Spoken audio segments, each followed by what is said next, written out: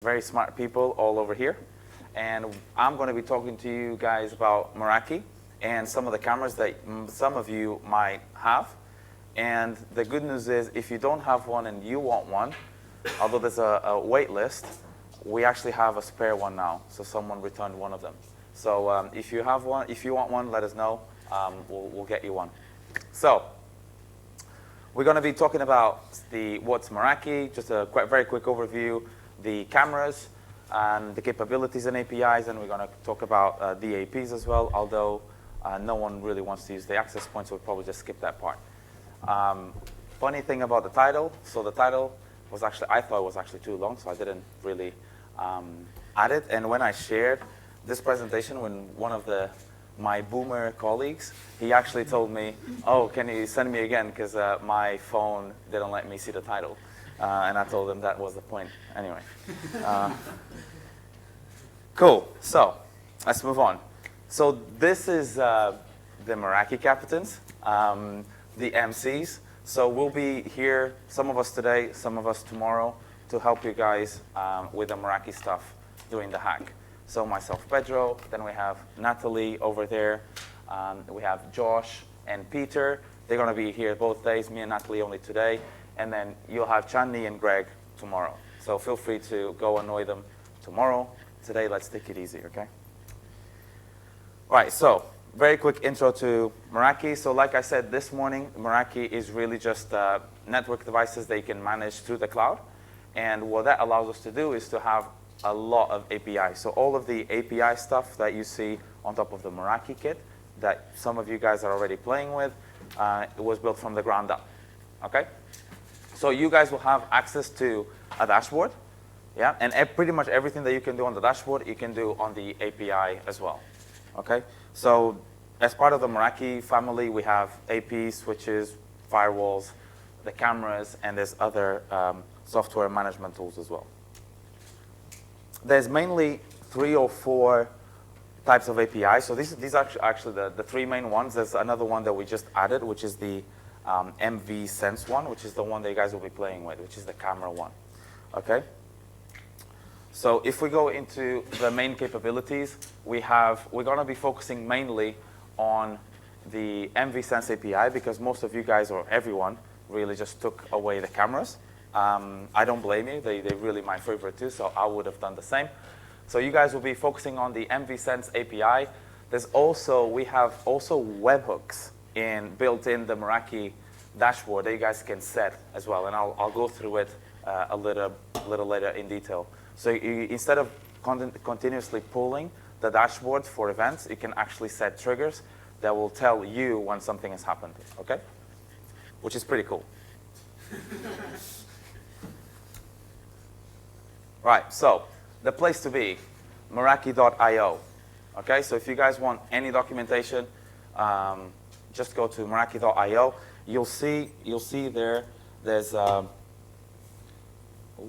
me make sure that I'm sharing with you guys. So you'll see there's quite a lot going on. So if you go to Meraki.io, it takes you into the Cisco developer page. So if you guys haven't signed up, I would highly recommend that you guys sign up into DevNet. And here you'll have not only the documentation, but also sample code. So if you guys have the cameras, for example, we call it Meraki as a sensor, so you can use the cameras. And here you can see it takes you straight away into the documentation of the Meraki camera, and also gives you a fairly simplistic script that allows you to, in Python, that allows you to query the camera for how many people is in a given frame, in a given zone ID, and I'll show you guys what zones are in a second. And you can also take snapshots, and I'll show you how in a second too. Okay? But this is just sample code that you guys can literally copy and paste. And I'll point you later towards the end into other GitHub repos that you guys can literally just copy and paste. So, by the way, any questions, or if you want me to speak slower, feel free to let me know. Now, the good news is you guys will be given an API key. Okay, so at the end, Each group will be assigned to the guys that I've just shown you, and we're going to give you an API key that you'll have to use. And there's also, so you don't have to activate anything. And there's also a few other things that you guys will have to be,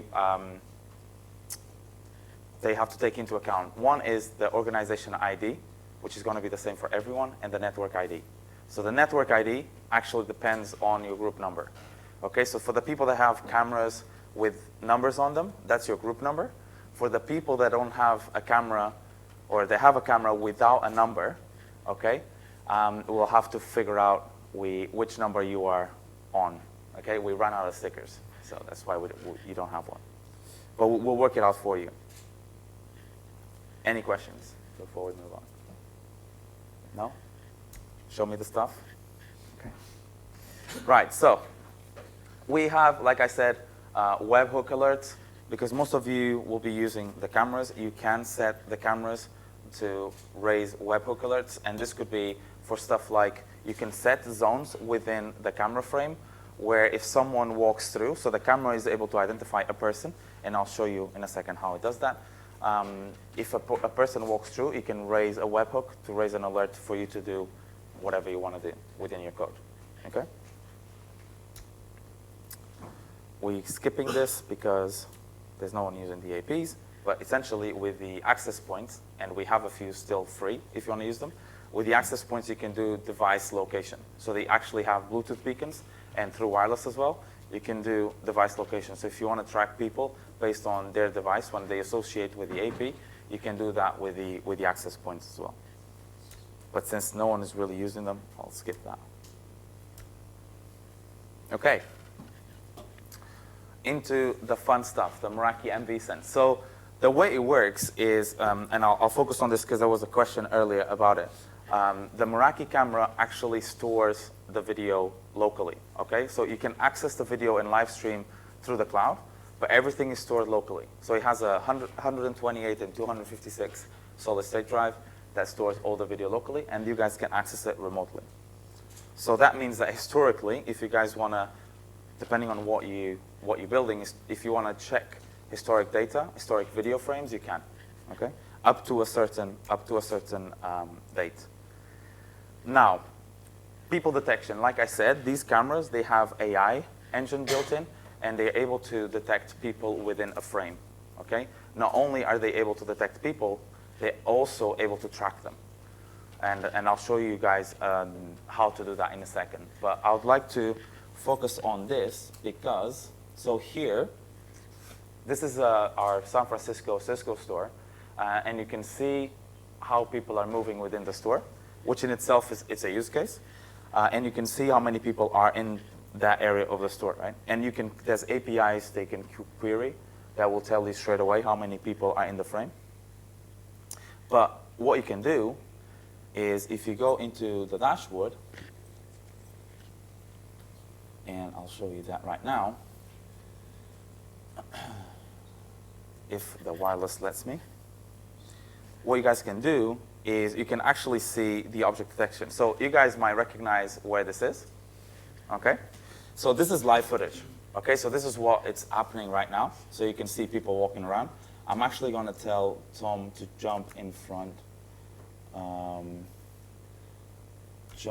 the camera. What's his last name? Robinson.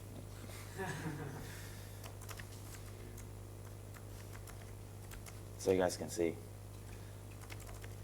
that this is actually true. So there's a bit of lag. Let's see. Oh, there he is. Is that him? Or maybe that's not him. Maybe you shouldn't be so close. Not so close. Okay. I don't think it's him. Anyway, I don't think that guy realizes that he's being recorded. GDPR, right? All right. Okay. So if we go back historically, okay. So like I said, we can go back historically. We can actually track people. So if I click here, you can see that the camera is now identifying people moving around.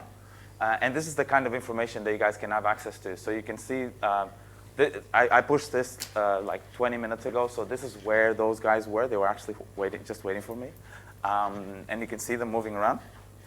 And then, So yeah, so this is what you guys can do as well up to a point with the cameras. Yes? If you have the camera on the device, analyze how many people are out there, and then take specific snapshots, like pictures, and send it to a specific server on the other end. Yes, you can. Like the camera has to do that. Like we don't want any interaction with the dashboard. Yes. Yeah, so there's an API, and I'll show you in a second. So there's an API that will tell you exactly how many people are in a frame, given, it could be, you can say, I want it live, so you want it now, or you can say, I want it 2 hours ago. You can set a timestamp. The other way that you can do is you can also get a snapshot. So there's a snapshot API that you can call. It generates a link that gives you a snapshot and a picture of the frame, yeah. Like, can we not call an API for the number of persons, like have it on the camera, and then like save the pictures? That's my question. What do you mean by having it on the camera? On the camera, let's say whenever you see 3 people in the frame, save a picture every 10 seconds. Oh, I see. And then we retrieve the pictures via an API. So you won't be able to add logic into the camera. So you need to build that externally. Yeah. So you need to build that externally. Yeah. Yeah. Cool. Any other questions? Yes. Is there any facial recognition? So good question. So there's no facial recognition for the simple fact that people get freaked out. What we do is we do object recognition. So the camera is actually able to work out your figure as a person, and then you get an object ID. And as long as you are within the frame, we can track where you move. So that guy, so this guy here, as long as he doesn't leave the frame, we can track him within the frame in X and Y coordinates, right? If the same person were to leave the frame and come back, would there be any way to keep track that No. that is the same? So there will be they will get a different ID. Okay. So there's no way to track that, no. Yes? And the APIs, REST APIs, or can we make like subscriptions in IoT? Yeah, so that's a very good question. So there's both. So you have REST APIs and you have MQTT APIs, yeah, so which are subscription based, yeah. Actually, sorry to interrupt, but for the to track objects, it's not via REST API, it's via MQTT. Oh, and then we get a subscription? Yes, you get a subscription and you get, so you subscribe into topics, and this is all in the documentation. You subscribe into topics and then it gives you an object ID and the coordinates every time the person is moving. Yeah, and this is in real time. With REST APIs, the thing with REST APIs is that it's not in real time. It's near real time, it's not real time. But then if you can't configure the camera for the push, do you configure the subscription for that? Yeah. For every 3 people subscribe? Yeah, so the thing is, you subscribe the camera into an MQTT server, but you can subscribe it depending on people. So it just sends data to the server, yeah, all the data. And then you're the one that subscribe into the middleware server, the MQTT server, and extract the information, yeah. Yeah. Any other questions? We good? So you guys okay? Can we stop creeping on people now? Okay, good. Let's see if that guy is still there. Tom's in front of the camera now. Oh, tell him to peek in. So that is Tom. That wasn't the other gentleman.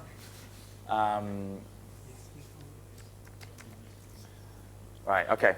Anyway, he's gonna peek in. There we go. That's him. So it's live. Okay, we didn't just make this. Perfect. Okay, you can stop now.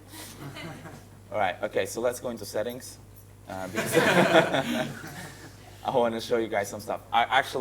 So this camera also has stuff like night mode. So tonight, if you guys want to test it out, it has some infrareds on the camera, and you can see through the night. So when I mentioned zones in the camera, so this is what I mean. So when you call the APIs for the zones in the camera, there's always zone 0, which is the whole frame. But then you guys can start adding new zones. And the cool thing about this is you can set the sensitivity of the zone depending on how you want to track people. So if you just want 50%, so let's say if you're tracking people inside a car, you will never see the whole person, right? So you'll see like 50% or maybe 30% of the person. So you can actually measure or change the sensitivity, which will then allow you to track with more accuracy or less accuracy people within that zone or within that frame, okay? So you can, and this is a drag and drop. So if I set this zone, then I can say, track the people that go in and out of that zone, and then you can call the REST API or the MQTT server to give you the number of people that go in and out of that zone.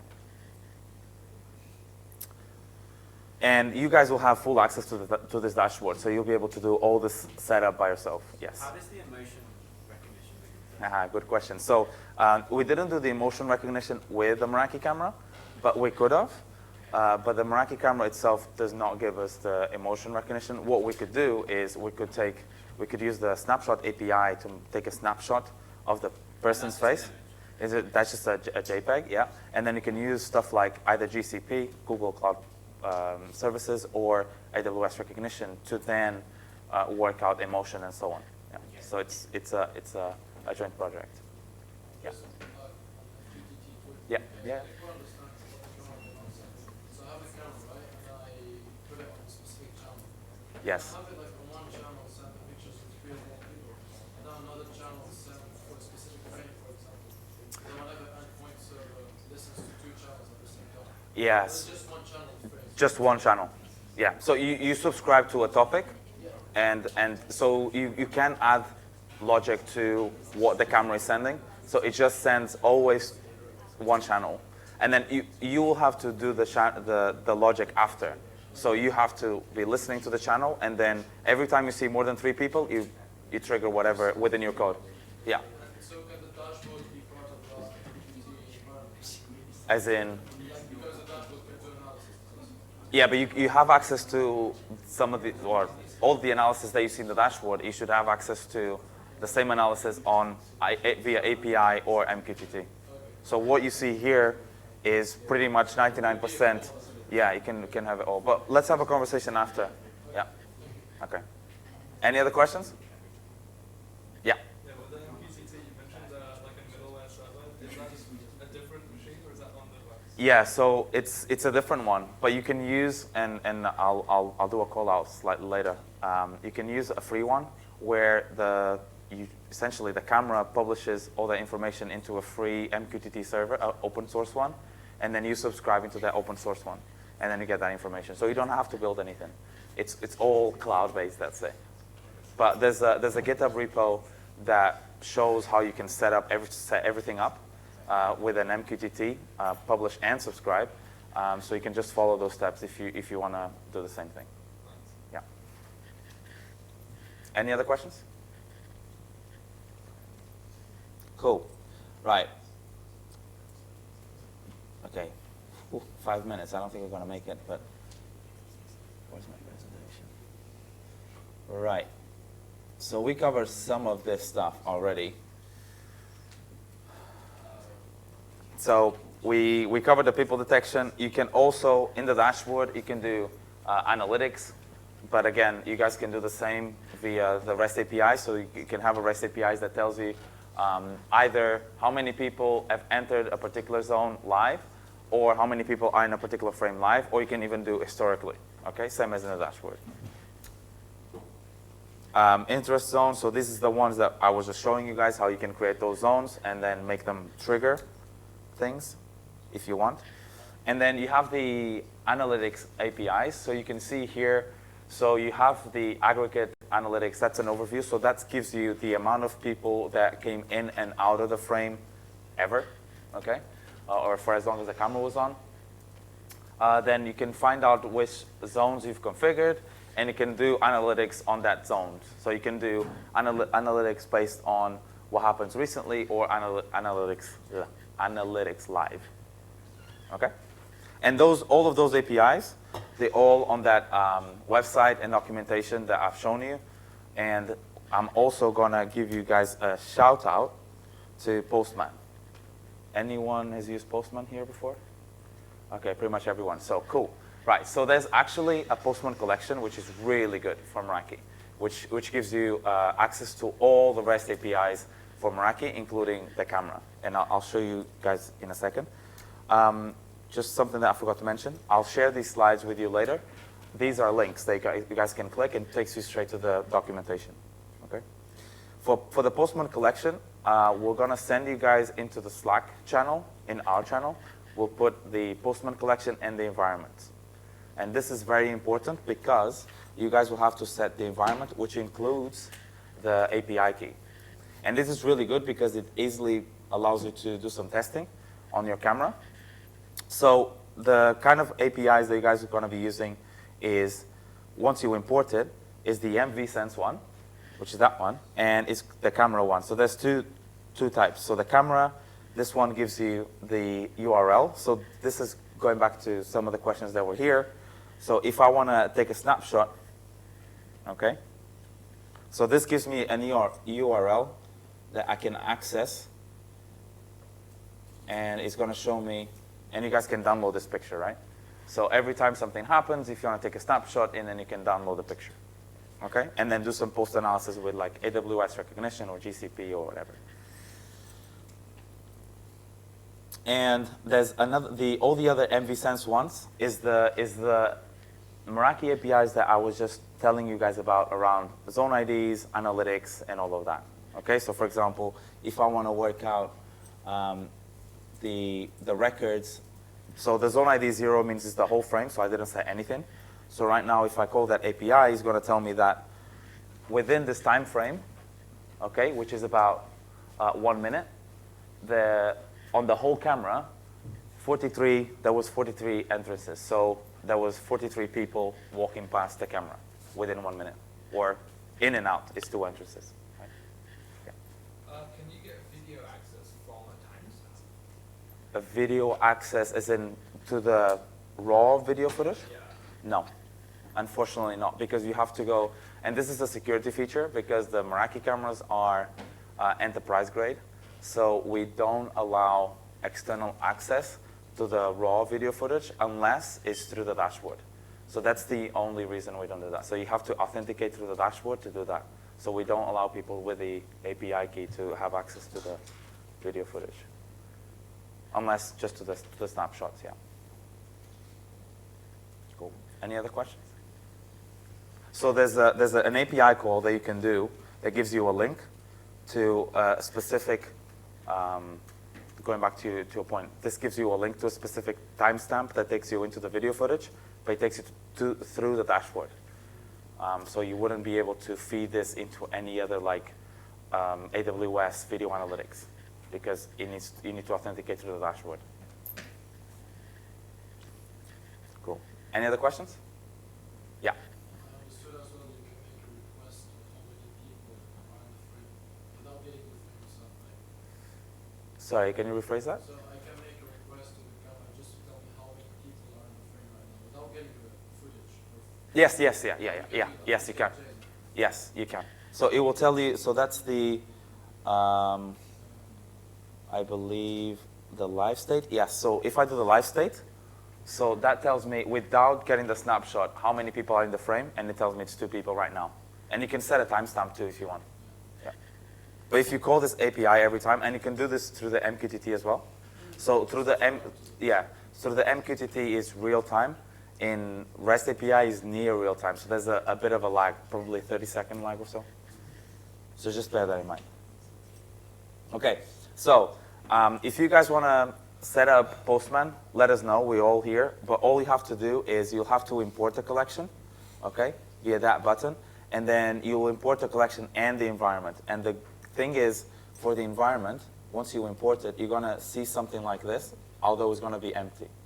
Okay, so your environment is going to look something like the IC hack one. So if I click on it, you guys will be able to see the API key, organization ID, the serial number, the network ID, and the base URL. So the base URL will be filled because that's the same for everyone. Everything else, you guys will have to fill in. And for the cameras, you really need the serial number, network ID, organization ID, and the API key. So the API key will give you, network ID will give you, organization ID we will give you. The only thing that you need to know is the serial number of the camera, which is you can find in the back of the camera. So that's the only thing that you guys have to add on by yourself. Okay? But we're going to be here, so just come and let us know. We'll make sure that it's all working. And if you get a 404, most probably is because the Cisco or the Meraki API key is wrong. Okay, so it doesn't tell you any other error than 404. Okay, so if the API key is wrong, that's the error that throws at you, which is a bit confusing. Right, so into use cases that we built. So going back to the Sentimentor analysis that we used during Cisco Live. So this is something that, so I put together this bit for the demo that we did with the guys in Barcelona. So we had the masterminds of the WebEx team doing the analysis through the video stream over the WebEx video. And then we were doing analysis of what people were writing on the board with the Meraki camera. So all we were doing was we were taking the snapshot, we were using the snapshot API to get a snapshot of what people wrote. And then we were using AWS recognition to get character recognition of what that person wrote, okay? And then we built with Flask, if you guys are not familiar with, but it's basically just I use it as an API server, but you guys can use it as any kind of server. So it's a server that you guys can create with Flask. And I use it to create an API that you can call. So every time you call the API, it tells you what's the detected text. So what did the person write? Okay? All of this code is on GitHub. I can share with you guys. It's on that link. Although the README file is empty because I didn't have time yet to document it. But I am here, so you guys can ask me questions.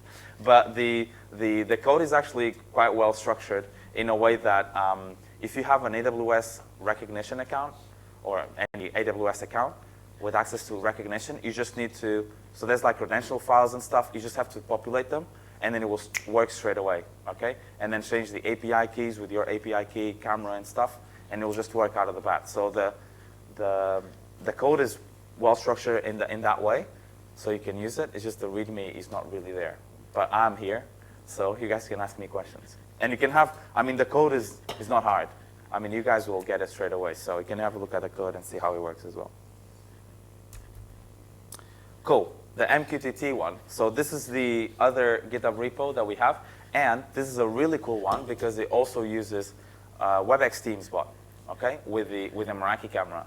And if you guys remember, we did say that if you use both Meraki and WebEx Teams, you get extra points to get one of those prizes. So this particular code, which I'll share the GitHub repo with as well, has a good README file, okay? So it's very well documented. And all it's doing is, you guys will need to set up the camera with an MQTT broker, and then it builds, the MQTT broker is then publishing stuff into a notification service that these guys built and a threshold. So going back to your question, so they build the logic, okay? So they subscribed into the broker, but then they build the logic, okay? So every time, the way it works is every time someone enters in a particular zone out of hours, okay? So this notification will go through the threshold, and then that will issue a message on WebEx Teams.